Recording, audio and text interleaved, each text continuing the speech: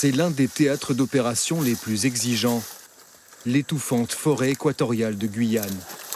Chaleur, humidité, végétation dense, milieu hostile. La progression des militaires est lente et difficile, au cœur d'un océan de verdure. C'est très facile de tourner en rond. On ne voit pas le ciel. Je ne sais pas si vous avez vu.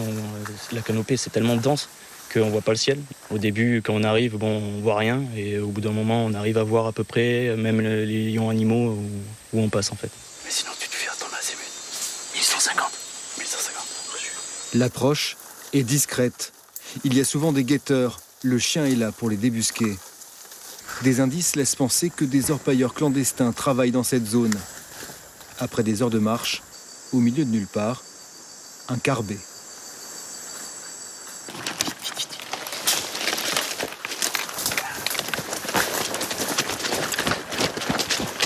Bouge pas. Les hommes ont fui. Vas-y, you. La patrouille a dû être repérée. La femme est restée. Vite, allez. Asseyez-vous. Peut-être pour retarder les soldats. Mais il y a des affaires d'hommes. Comme l'immense majorité des garimpeiros, les orpailleurs illégaux, c'est une brésilienne. Là, même si on est en forêt, perdu au milieu de nulle part, c'est le territoire français, la propriété du territoire français, donc ce qui est dans son sol aussi.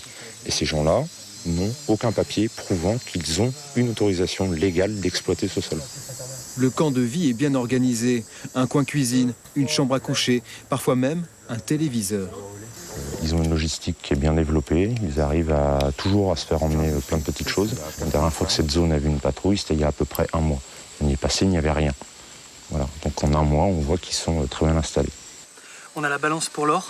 Oui, et après, on a la balance tirette. de précision. Voilà. Okay. Les gendarmes saisissent les preuves, laissent 24 heures de vivres et des vêtements à l'orpailleuse et lui signifient son obligation de quitter le territoire, trop loin de Cayenne pour l'arrêter.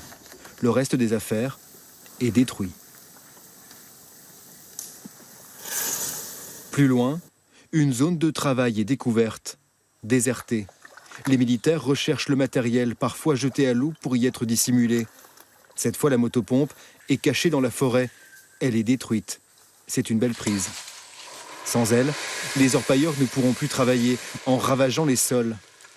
Car voilà le spectacle qu'offre un chantier d'orpaillage clandestin. Là, on est censé être sur une forêt équatoriale, donc quelque chose de luxuriant. Là, on se retrouve sur un paysage lunaire.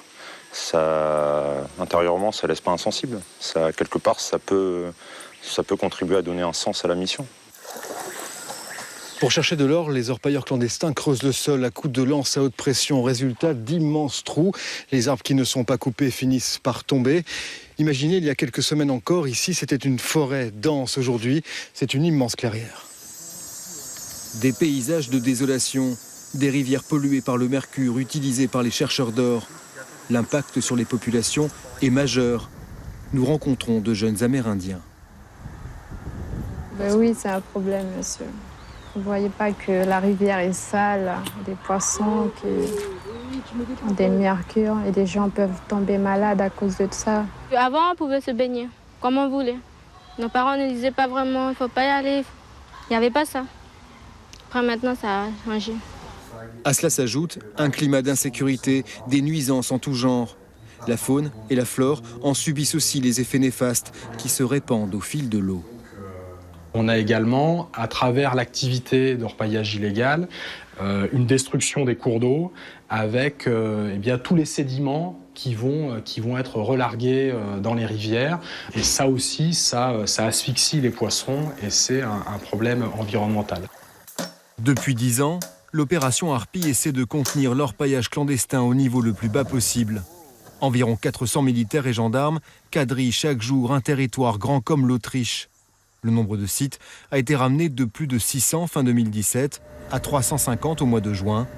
Le problème semble impossible à éradiquer complètement, mais le travail de traque et de harcèlement mené par les forces armées porte ses fruits.